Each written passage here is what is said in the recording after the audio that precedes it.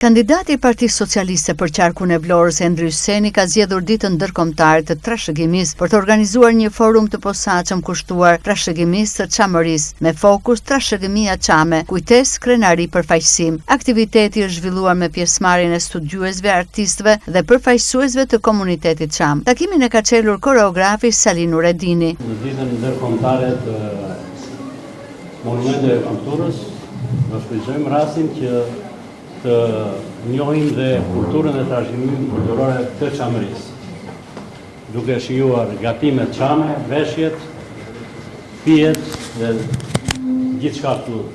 Më vonë do të flasim dhe për një nisëm që ka pak kohë që ka filluar, për vallen e Osman Takës, ta çojmë si trashëgimi kulturore të krajinës së Çamërisë dhe shqiptare në UNESCO. Kandidati për deputet Endri Hyseni e ka quajtur takimin një ditë për të njohur më shumë vlerat e trashëgimisë Çame, ndërsa ka ndërmarrë nismën për përfshirjen e valles Osman Takës në listën e trashëgimisë botërore të UNESCO-s, duke konsideruar këtë si një hap domethënës për afirmimin kulturor dhe identitar të krajinës së Çamërisë. Do të jemi mbledhur për të nderuar trashëgimimin kulturor botëror, por për ne kjo është ditë mbi të gjitha një thirrje për të mbrojtur, njohur, promovuar trashëgimimin tonë kombëtare dhe në veçanti atë Çame.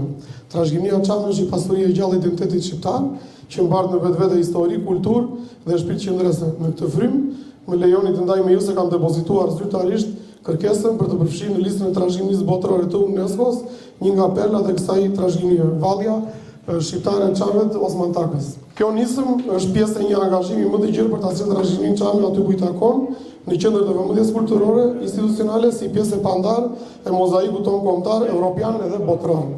Duke qenë se jam angazhuar dhe si kandidat për deputet në zgjedhjet e 11 majit, dëshiroj të nënvizoj se zëri i trashëgimisë Çame, bashkë me gjithë çështjet e identitetit, kujtesës dhe përfaqësimit dinjitos, do të jetë pjesë e pandashme e platformës sime.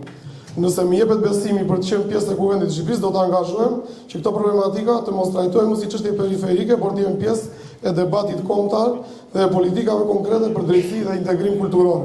Ju falenderoj për pranimin, për kontributin dhe për atë që ka përfaqësoni sot edhe çdo ditë. I pranishëm drejtori rajonalit trashëgimisë kulturore Vlorë Orges Fehimi ka vlerësuar ngasjen e kandidatit socialist Endri Hyseni. Duhet ta ndaja ose ta nisja këtë diskutim me një shprehje që është andi nga anët tona. Amanetin as deti nuk e mban kot e qet në vendim.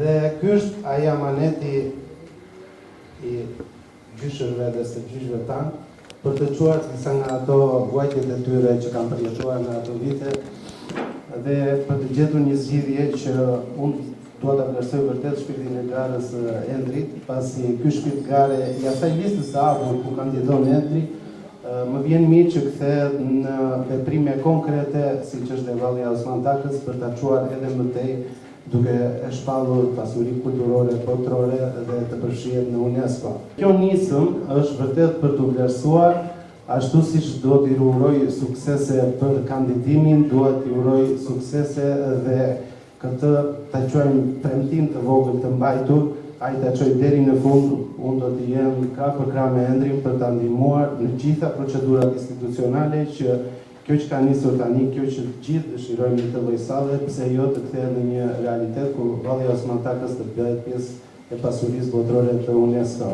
Të çojmë në vend amanetin e gjyshërve tanë, është shprehur kandidati socialist Endri Hyseni, ndërsa u zotua se nëse do të jetë në kuvend, do të punojë për integrimin e trashëgimisë Çame në politikat kombëtare të kulturës dhe turizmit, si dhe për përfshirjen e saj në platforma ndërkombëtare. Më pas në takim u demonstruan pasuritë kulturore që nga veshjet tradicionale, muzika dhe gastronomia Çame.